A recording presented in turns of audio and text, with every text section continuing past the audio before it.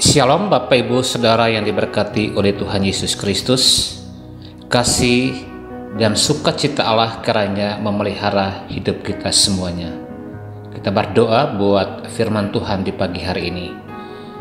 Bapa di sorga berdaulat atas setiap kami pagi hari ini, sehingga firman yang kami dengar sungguh-sungguh boleh meneguhkan, menjadi panduan, bahkan menerangi jalan kehidupan kami semuanya. Dalam nama Tuhan Yesus Kristus, amin.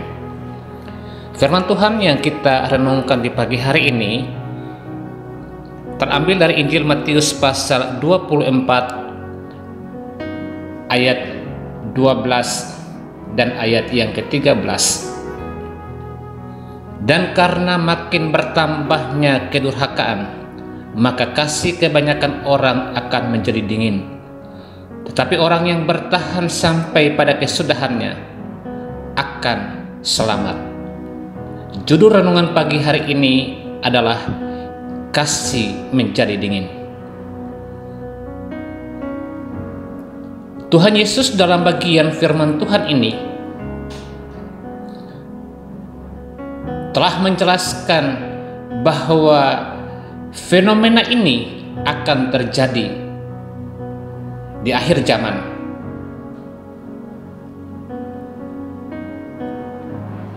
Kita sementara berada di zaman akhir dari akhir zaman itu sendiri. Dan apa yang kita saksikan merupakan bukti dari kebenaran bahwa firman Tuhan itu iya dan amin. Kedurhakaan semakin merajalela, kasih semakin dingin.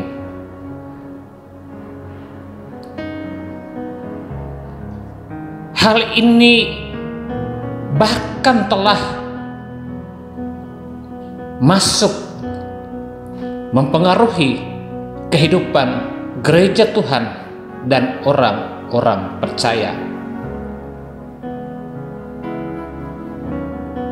Durhaka berarti ingkar, tidak patuh, tidak setia kepada Tuhan, kepada orang tua, kepada ajaran yang benar. Hal inilah yang sementara kita saksikan dan mungkin kita alami hari-hari ini. Dalam keluarga, dalam dunia kerja, dalam kehidupan sosial, bahkan dalam gereja Tuhan, dunia pelayanan pun kita melihat betapa kedurhakaan itu menjadi sesuatu yang dianggap biasa saja.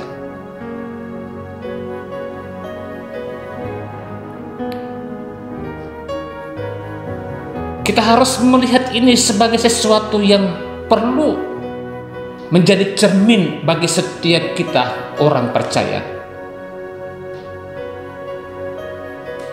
Kedurhakaan tidak akan pernah bisa bersanding dengan kasih. Keduanya memiliki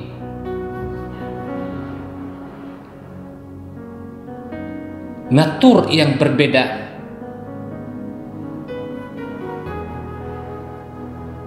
Menggabungkan keduanya sama dengan meniadakan salah satunya. Hal yang terutama bagi kita sebagai anak-anak Tuhan adalah kasih. Paulus dalam 1 Korintus pasal 13 menekankan tentang hal yang terutama bagi hidup orang percaya. Kasih.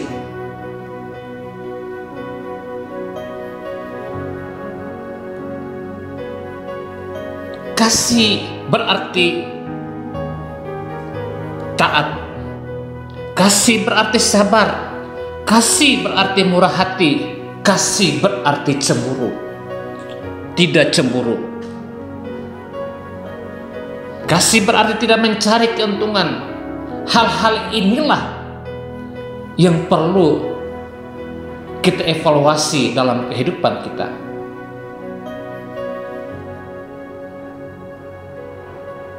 Jangan biarkan kehidupan kita tenggelam dalam badai kedurhakaan.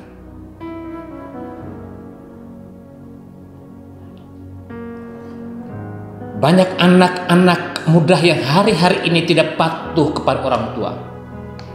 Banyak keluarga-keluarga Kristen yang hari ini ingkar terhadap firman Allah.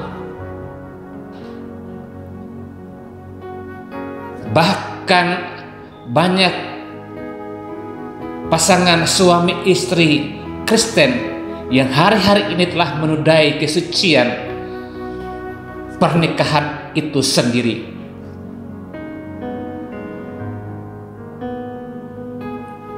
Banyak anak-anak Tuhan yang memilih untuk kompromi ketika ada di dunia pekerjaan. Korupsi, bahkan menggadaikan iman mereka demi jabatan, demi kehormatan.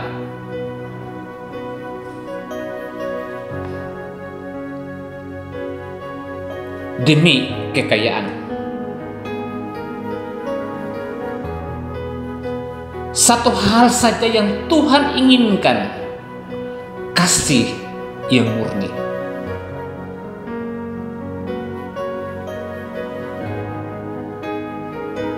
Pencarian akan dunia ini harus berujung kepada satu tujuan, bahwa itu sebagai media untuk menumbuhkan dan menabur kasih Kristus.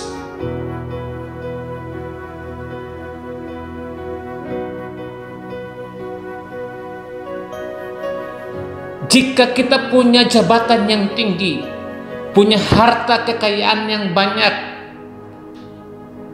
status sosial di lingkungan masyarakat, ingat, semuanya itu hanyalah media untuk kita menunjukkan kasih Kristus bagi dunia itu.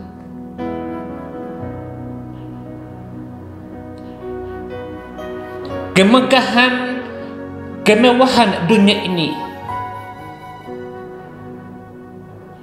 jangan sampai menjadi ipuh bagi kita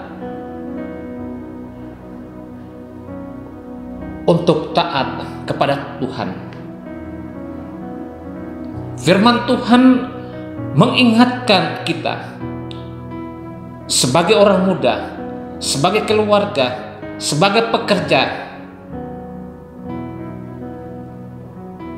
tujuan hidup kita adalah kasihilah Tuhan Allahmu dan kasihilah sesamamu. Tetapi orang yang bertahan sampai pada kesudahannya akan selamat. Saya memahami dalam konteks kehidupan kita hari ini bahwa ketika kita tetap teguh kepada Tuhan, kepada firman-Nya, ketaatan kepada orang tua, maka berkat Tuhan akan kita terima. Segala janji-janji Tuhan akan terpenuhi dalam hidup kita.